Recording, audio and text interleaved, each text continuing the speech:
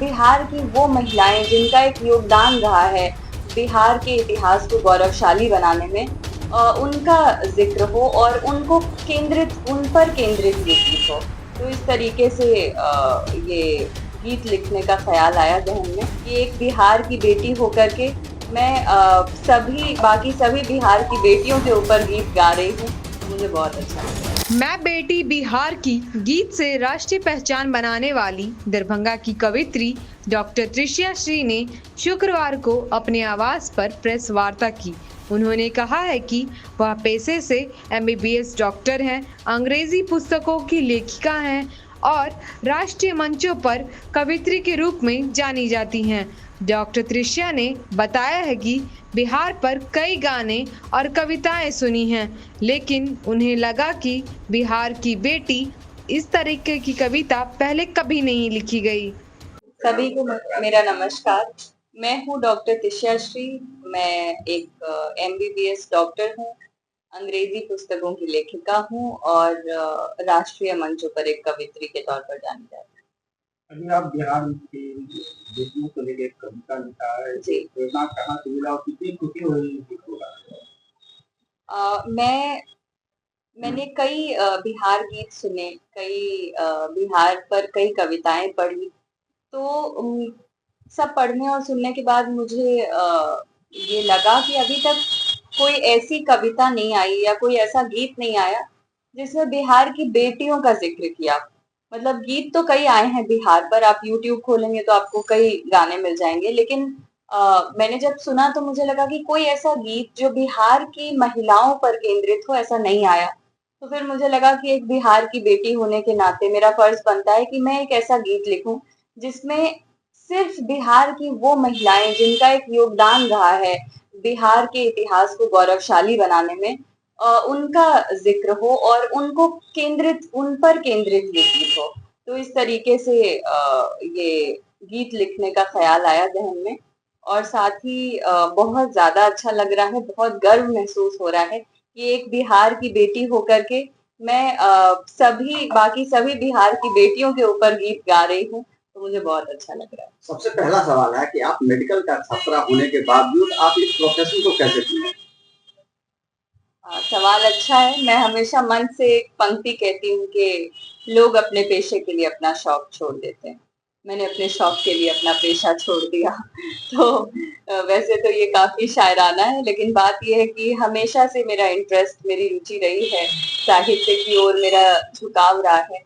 तो मैं हमेशा से राइटर बनना चाहती थी और मेडिकल करते-करते मुझे लगा कि नहीं, ये तो कर लूँगी, लेकिन अगर वो नहीं किया जो मन में है तो हमेशा एक मलाल रह जाएगा। इसलिए बहुत मुश्किल था ये डिसीजन, फिर भी मैंने उसको छोड़ा है मेडिकल को और फिर इस फील्ड में आई।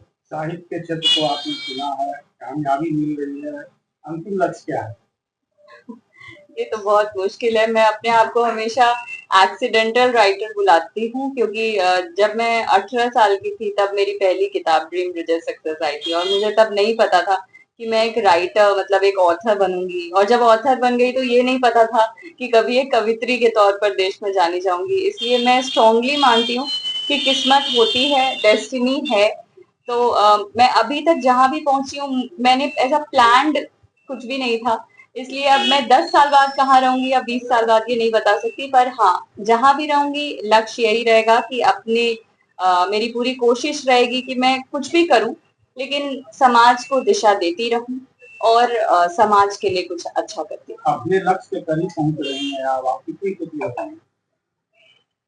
खुशी तो बहुत हो रही है, बहुत गर्व भी हो रहा है और जिस तरीके से पूरे बिहार का प्यार मिल रहा है, पूरे देश का प्यार मिल रहा है और मैंने मंच से भी ये कहा था कि बस एक 15 मिनट के गीत के लिए, पता नहीं शायद 13 या 14 मिनट का गीत है, उसके लिए 2 घंटे गवर्नर सर बैठे रहे और जितने भी मंत्री गण हैं सब बैठे रहे।